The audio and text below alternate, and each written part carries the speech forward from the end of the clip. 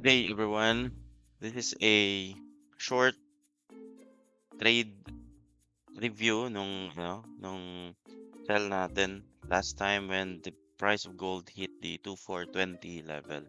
So paano ba natin ginawang resistance si 2420? I guess Thursday 'yon, yung so check niyo na lang dun sa Messenger or dun sa Discord na signal. 2420 level 'yon. Here, nasa weekly time frame tayo nung time na 'yon. Then we saw a resistance here sa 2420. Nakita natin yung week na to, may week dyan. This was the 2414, 2415 na resistance until the range week na to na 2420. So psychologically, 2420 ginawa natin. Mag-overshoot kasi yan sa 2420. So lagay natin 2420 doon kasi tayo nag-sell. So that 2420 level. So zooming in sa H4.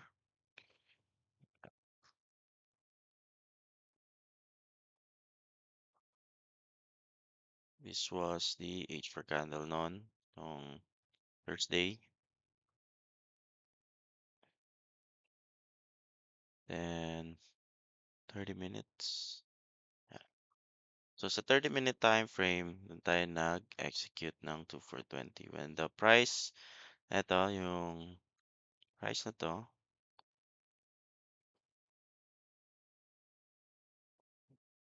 so we identified it as a resistance at 2420. So a Soggy King setup would expose the price nung offloading. Okay, remember offloading ng London. Patapos na si London session here. Ito yung ginawang price action during the offloading of London. So makita natin this is a Soggy King setup here. I-zoom in natin. So we know that we have a strong resistance at 2420 because that is a higher time frame resistance. And then you have a higher time frame resistance here at 2420 and you see a price na setup nung yung price setup of a Soggy King or the bounce play strategy natin. Here, kinain ni bearish. So we have a bullish move, 2420 overshoot, and then went back low, no? Pinasag yung low nung bullish push. No, yung bumasag sa resistance natin, kinuha niya yung low. So that is a typical Soggy King setup. So kung hindi niyo na maalala, just refresh dun sa video ng how to identify a Soggy King or the bounce play setup natin. And then the target would be the Asian low. Diba? Dito. Possible target would be the Asian volumes. Diba? Dyan. So the Asian volume was here. Okay. So yun yung Asian volume. And so far, hindi pa inabot yung Asian volume. Nag-down lang siya. If ito hanggang dito sa 2400 level. And yes, masyadong mataas and you need a catalyst. You need a catalyst. Then Friday na nun. Nung Friday hanggang ano lang yung low, 2391. So if ever nakasecure kayo doon, then congrats. If ever naman hindi at nabalikan yung mga stop gains nyo here, dito kasi yung possible stop gains sa 2417, then that's okay. So you still have a 2420 strong resistance this week. So as long as na dyan siya sa below the level of 2420, we could expect na magre-retrace siya and test this. Magte-test pa siya dito. Okay? Test siya dito sa 2395 level ngayong linggo. So looking at the weekly, bullish pa si gold. So it's a long-term bullish movement. Pero, titingnan natin dito. It closed below the 2415, di ba? Sabi ko nung sa Messenger. If it closes below 2415, then we expect that it will create first a resistance here. In order for it to continue pushing up, kailangan may solid na resistance ngayong linggo dyan. And then next week would be a bullish movement. Ba? So I expect na meron kang spice konti dito, 2 for 20. If 2 for 20 does not hold and ma-break si 2 for 20, could reach 2 for 25 or 2430, diba? So kung mag-2430 siya. But if ever mag-reset si 2420, we could expect the candle to close this week na bearish, testing the lows here at 2340, 2350, 2340, and eventually 2320. Okay, kailangan niya matest ng mga prices na yan to this week. Tingnan natin. So, it will create a resistance and close. Kailangan mag-close siya above the 2390 level in order for it to be a valid na rejections dito sa prices na to and continue pushing up sa 24 above 2400 na level or above 2420 level. So, I guess yun yung magiging outlook natin for this week. So, I hope na may nakuha kayo so quick na recap lang sa Sogi. So, yung Sogi setup is here. Then down. So, kung nakatipid dito, congrats. Kung hindi, na-stop gain kayo. And for this week's outlook, yun yan.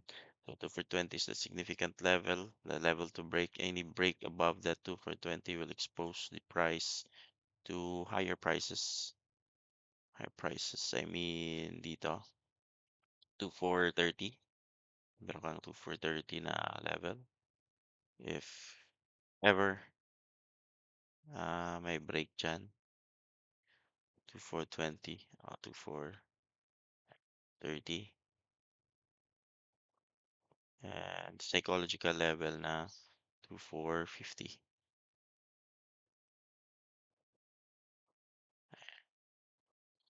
Yung magiging price ni gold. For bias naman sa sell, it should create a resistance here, just below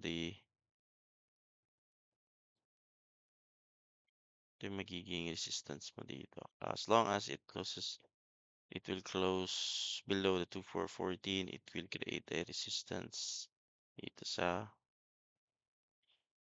2450. And it exposes the price down to retest this low.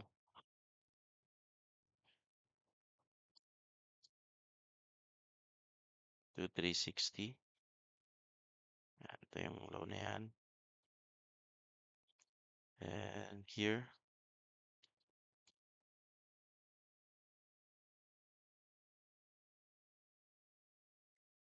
So looking at it in 30-minute candle. Yun yung aabangan yung mga levels.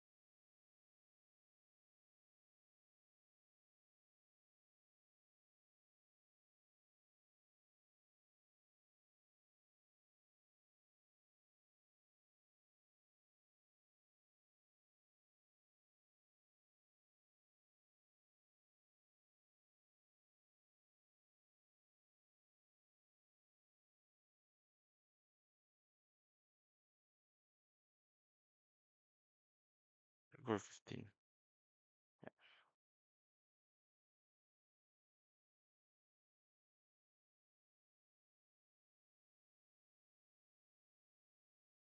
So remember you still have high volume na mga supports here.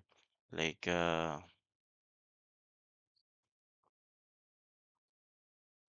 label natin yung mga high volume support. It's here.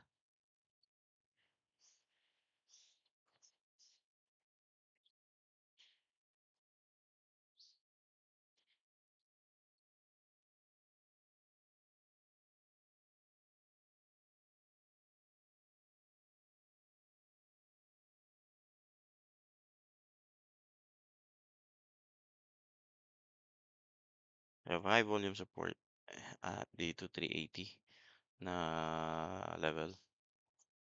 Okay. So that's the possible na movement. So kung sa sell, just wait for 2 for 20 then sell kayo. So the upside risk would be 2 for 30 and 2 for 50. So I guess that's for the Swix trading. Abangan nyo lang yung high volume support dito sa 2,380 if you wanna sell. Then, yan, 2 for 30, 2 for 50. Masyadong cap yung side. So I guess the safer bets would be sells. Okay, good luck everyone and have a nice day.